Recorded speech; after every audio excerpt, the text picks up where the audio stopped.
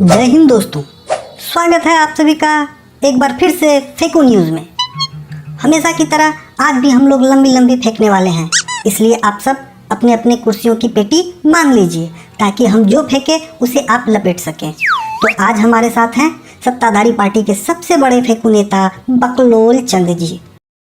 बहुत बहुत स्वागत है बकलोल चंद जी। बहुत बहुत धन्यवाद। बकलोल चंद जी, आपकी सरकार को बने आज 1 साल हो गए, इसलिए आप लोगों के पिछले 1 साल के कामकाज का आज हम पोस्टमार्टम करेंगे। आप तैयार हैं? I am ever ready. जी बिल्कुल बिल्कुल, देखने में भी किसी बैटरी से कम नहीं है। तो मैं ये कह रहा था, आप लोगों का दावा था कि सत्ता में आने के बाद आप लोग बेरोजगारी खत्म कर देंगे।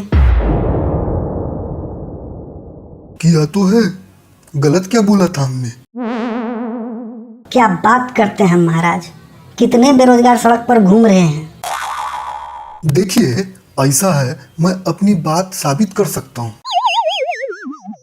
यहाँ जितने लोग हैं, आप उन सबसे पूछ लीजिए, क्या इनमें से कोई बेरोजगार है? लेकिन मंत्री जी, ये तो न्यूज़ चैनल है, यहाँ तो वही लोग होते हैं जिनकी यहाँ नौकरी लगी हुई है। अच्छा, मैं तो यहाँ नौकरी नहीं करता, फिर भी हूँ ना। लेकिन आप भी तो बेरोजगार नहीं हैं, आपके पास भी तो जनता को लूटने का मेरा मतलब है जनता की भलाई करने का काम है। खैर, आगे फेंकिए। इसके अलावा हमने कम पानी को फोन करके मोबाइल डाटा के दाम कम करवाए ताकि हमारे नौजवानों को रोजगार मिल सके। मोबाइल डाटा से रोजगार? मंत्री जी, कुछ ज्यादा नहीं फेंक दिए? समझदारी में कुछ नहीं घुसा। अरे भाई, जहाँ पहले से ही गोबर ठूस ठूस के भरा हो, वहाँ मेरी बात कैसे घुस सकती है? वैसे भी हमारी बातें इतनी आसानी से समझ में आ जाएं, तो फिर हम नेता काहे के? मंत्री जी, मैं फिर भी नहीं समझा। मतलब एकदम ही बुड़बक हो नहीं? देखो, आज मोबाइल डाटा सस्ता हो गया है, तो सभी नौजवान सुबह से शाम तक फ्री का 1.5 GB डेटा खत्म करने में लगे रहते हैं। उनमें कुछ लोग ड्रीम 11 जैसे ऐप से लाखों कमा रहे हैं, तो कुछ दूसरे ऐप से कमा रहे हैं। सभी कहीं ना कहीं लगे हैं।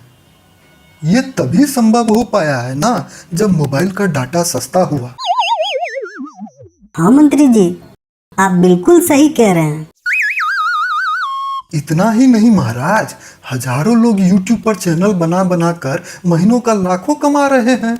मोबाइल डाटा सस्ता है तो लाखों लोग उसे देख भी रहे हैं। अगर डाटा सस्ता नहीं होता तो वो लोग देखते नहीं, और अगर देखते नहीं तो वो पैसा कमाते नहीं। अब आप ही बताओ, मोबाइल डाटा सस्ता करके हमने रोजगार का सृजन किया या नहीं? आप जैसा फेंक रहे हैं उससे तो लगता है कि किया है। खैर, हम बढ़ते हैं दूसरे मुद्दों की तरफ। विपक्ष कहता है कि आपके समय में रुपये की कीमत लगातार घट रही है। ये ससुर के नाती हम पर इल्जाम लगाते हैं। आप ही बताओ, आप 5 रुपए का कोई सामान खरीदते हो तो 1 रुपए के कितने सिक्के उसे दोगे? 5 सिक्के। तो इसका मतलब 1 रुपए की कीमत 1 रुपया ही है ना, कम तो नहीं हुआ। नहीं। तो विपक्ष झूठ बोलता है ना। आपकी बात सुनकर तो लगता है ऐसा ही है, मगर मंत्री जी, विपक्ष का कहना है कि समाज में आपराधिक घटनाओं में काफी वृद्धि हुई है आपके राज्य में। ये भी एक बेबुनियाद आरोप है हम पर। अरे भाई, आज समाज में समय किसके पास है अपराध करने का? सुबह आंख खुलते ही सभी 1.5 GB डाटा खत्म करने में लग जाते हैं। शाम होते होते वो खत्म हो जाता है, तो फिर से 1 GB डाटा भरवाने के चक्कर में लग जाते हैं। ध्यान किसका है अपराध करने पर? ऐसा है तो कुछ दिन पहले ही बैंक डकैती की एक बड़ी न्यूज आई थी, वो कैसे हो गया? ये भी विपक्ष का आरोप है हम पर। दरअसल ये हमें बदनाम करने की साजिश है। असल में जैसे सभी बैंक डकैती समझ रहे हैं ना, वो दरअसल उस बैंक की सुरक्षा जांच थी। कुछ लोग ये जानने की कोशिश कर रहे थे कि बैंक में सुरक्षा कितनी मजबूत है, नहीं तो पुलिस उन्हें पकड़ती नहीं। आखिर वो क्यों जानना चाहते थे कि उस बैंक की सुरक्षा व्यवस्था कैसी है? हमारे गुप्त सूत्रों ने बताया है कि दरअसल उन्हें एक बड़ी रकम उस बैंक में रखवाना था, इसलिए ऐसा किया। कितनी बड़ी रकम थी? यही कोई 172। 172 करोड़? अरे नहीं रे पगले, 172 रुपए। बहुत हुआ मंत्री जी, अब इतनी लंबी लंबी फेंकिएगा तो जनता चैनल चेंज कर देगी,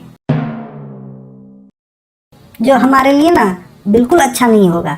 इसलिए इस शो को हम यहीं पे ख़त्म कर देते हैं। मिलते हैं आप लोगों से अगले एपिसोड में। तब तक के लिए फेंकते रहिए और उसे लपेटते रहिए। जय हिंद।